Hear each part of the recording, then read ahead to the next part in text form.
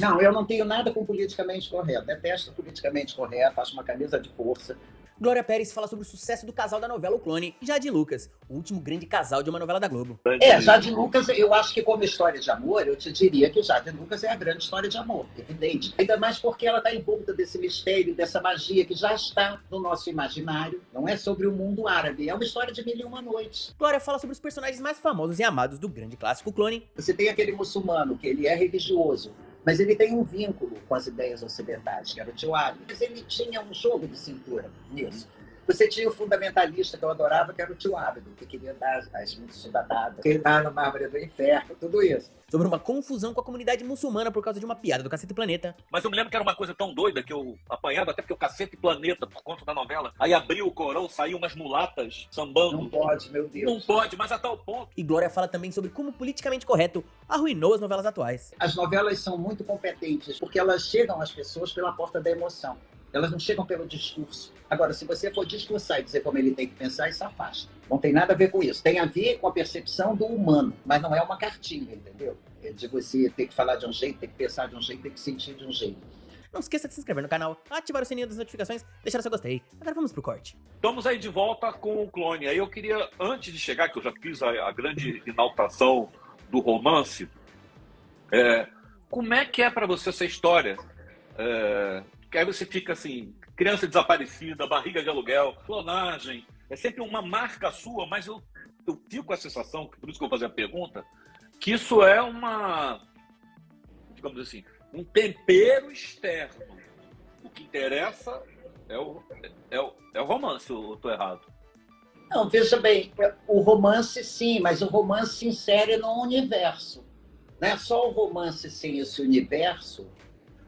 É estranho, também fica uma coisa cor-de-rosa que não leva a nada. Deixa eu corrigir a pergunta. Como a gente fazia, você não encaixava porque ficava politicamente correto. Ele entrava como base ou suporte de alguma coisa do romance. Não, eu não tenho nada com politicamente correto. Detesto politicamente correto, acho uma camisa de força. Não tem nada a ver com isso. Tem a ver com a percepção do humano. Isso é politicamente correto, mas não é uma cartilha, entendeu? É de você ter que falar de um jeito, ter que pensar de um jeito, ter que sentir de um jeito. Eu acho assim, eu escrevi sobre tudo isso porque isso me interessa humanamente. E o que eu acho quando você fala de romance, talvez seja isso que você queira dizer, as novelas são muito competentes nisso, de passar campanhas, de passar informação, de quebrar preconceitos, porque elas chegam às pessoas pela porta da emoção. Elas não chegam pelo discurso. Para a emoção, você não tem defesa. Mas se te fizer um discurso contando como você deve pensar, como você deve agir, você vai retrucar. Entende? Por isso é que a conversa do novelista com seu público tem que ser pelo caminho da emoção. Porque aí ele é invadido por aquela emoção, ele se sente identificado com aquela condição, aquele problema que você está contando, mas não é dele, mas ele se conecta com aquilo. Agora, se você for discursar e dizer como ele tem que pensar, isso afasta. Ele sempre vai retrucar porque já tem alguma ideia a respeito do assunto. Você tem que surpreender. O que eu quis dizer é que, assim, eu não tenho visto televisão aberta, e aliás, já vou emendar a segunda pergunta, mas assim, eu vejo que as coisas mais recentes estão o seguinte, uma comunidade preocupada com o desmatamento de determinada área, aí tem um romance, o que seria o que se chama de, o que eu falei que é a questão social e tal, não sei o que lá, é o fundamental, não é... Sim. O emocional é o fundamental. É o fundamental, é isso que eu o emocional dizer. Vem através de uma história de amor, vem através da luta de uma personagem. Superação. Você tem que tocar no humano, né? E chegar às pessoas pelo emocional. Se você for, você pode até falar de desmatamento, coisa assim, mas se isso for o carro-chefe... Não vai funcionar. Não, as minhas campanhas nunca começam no primeiro capítulo. Elas começam sempre assim no meio da novela, ou um pouquinho antes do meio da novela, quando as pessoas já se envolveram emocionalmente com a história. Aí você pode fazer a campanha porque as pessoas já estão preparadas para ela, já estão prontas, já embarcaram no assunto.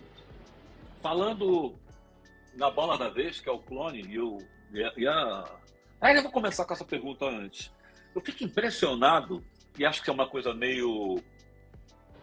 Não sei se você vai falar, assim, como repetição faz mais sucesso do que texto novo.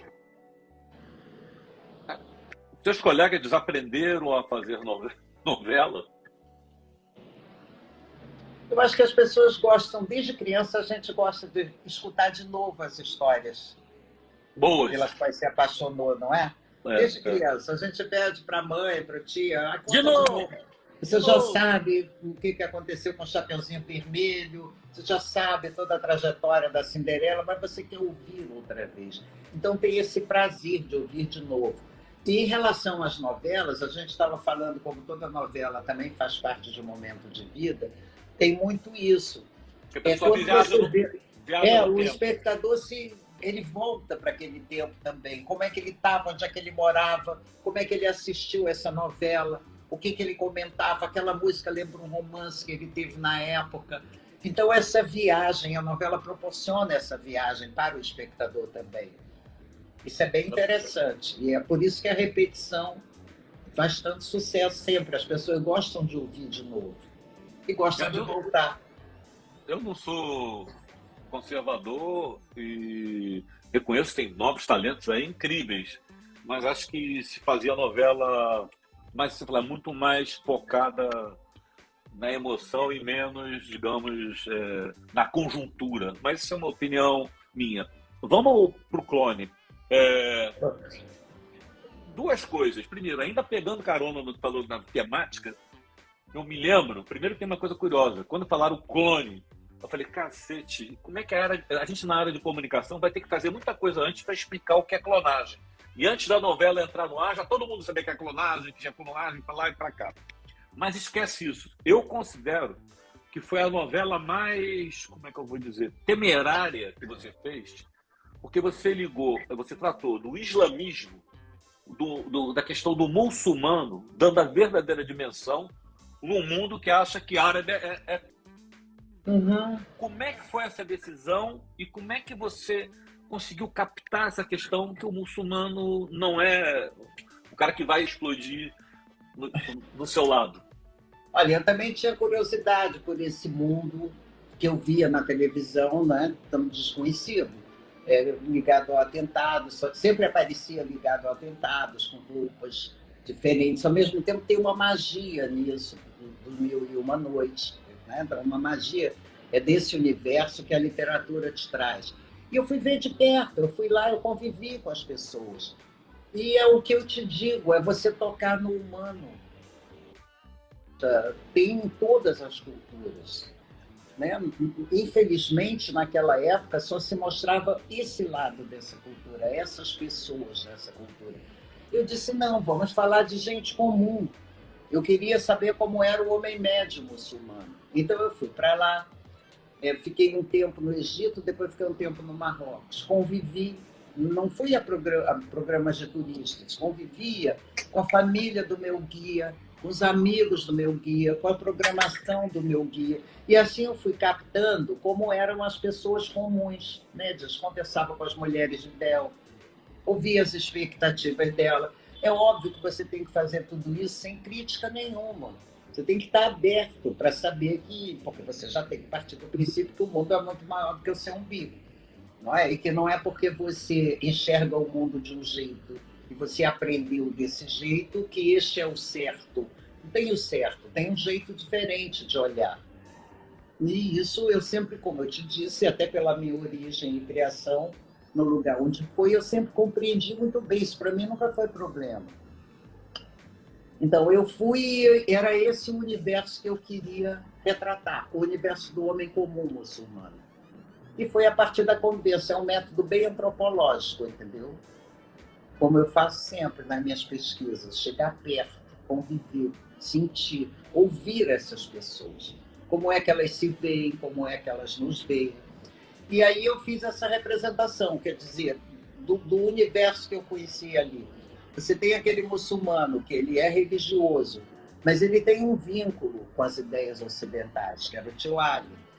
né? O tio Ali era um homem do mundo, mas era um muçulmano, seguia as regras e tudo, mas ele tinha um jogo de cintura nisso.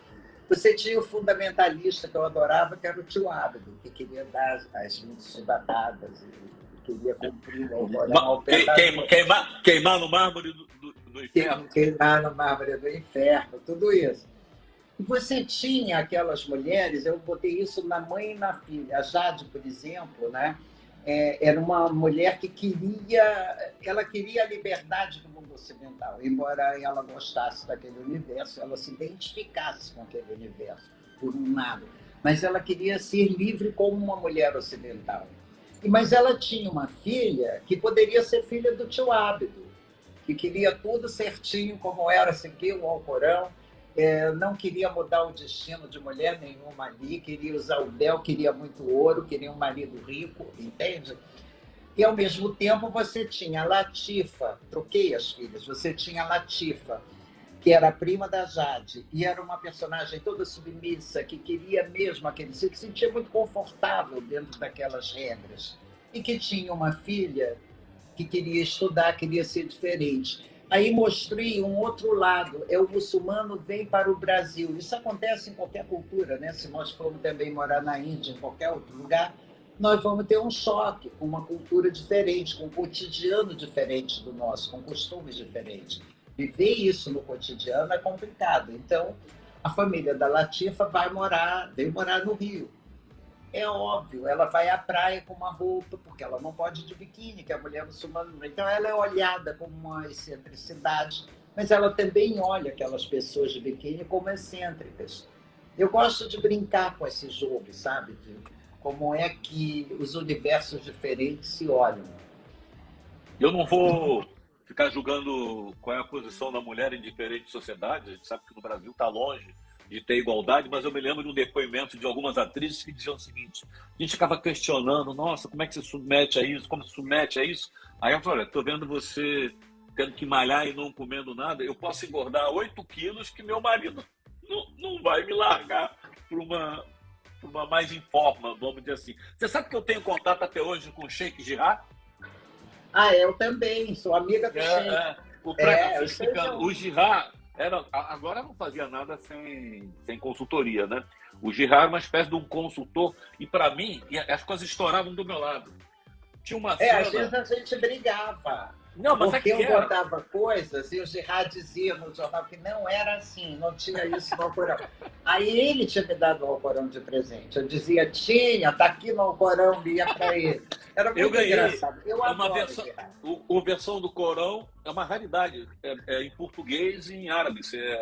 É a única que é autorizada que tem. Mas eu me lembro que era uma coisa tão doida que eu apanhava, até porque o Cacete Planeta, por conta da novela, aí abriu o Corão, saíam umas mulatas sambando. Não pode, meu Deus. Não pode, mas a tal ponto que um dia ele ligou para mim: blasfêmia, o que foi? Era como é que chama? O tio, meu Deus, o tio Ali?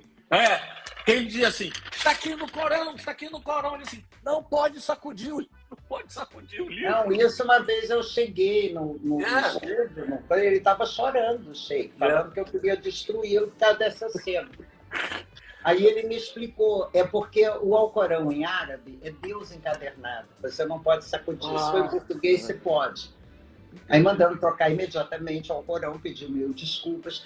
Mas isso é uma coisa muito interessante. Quando eu vou fazer uma cultura diferente, por exemplo, a primeira coisa que eu pergunto é o que eu não posso fazer. O que dentro dos nossos costumes cotidianos pode ser ofensivo para alguém. E tem muitas pequenas coisas que você realmente não pode fazer, dependendo da cultura.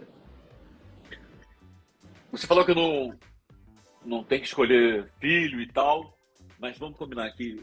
Eu vi isso na Globo, que Jade Lucas foi o último grande par romântico, o único grande... Jade Lucas, eu acho que como história de amor, eu te diria que Jade Lucas é a grande história de amor, evidente. Ainda mais porque ela está envolta desse mistério, dessa magia que já está no nosso imaginário. Não é sobre o mundo árabe, é uma história de 1001 Noites. Não, e também o Romeu e Julieta, do Amor Impossível. Sim. Então, como história de amor, eu acho que essa, com certeza. O Clone foi uma novela que fez história. é a novela de maior sucesso na Rússia. Os russos conhecem os atores do Clone como se fossem de lá, tamanha popularidade desse folhetim. Ela foi mais reprisada na Rússia do que A Viagem no Brasil.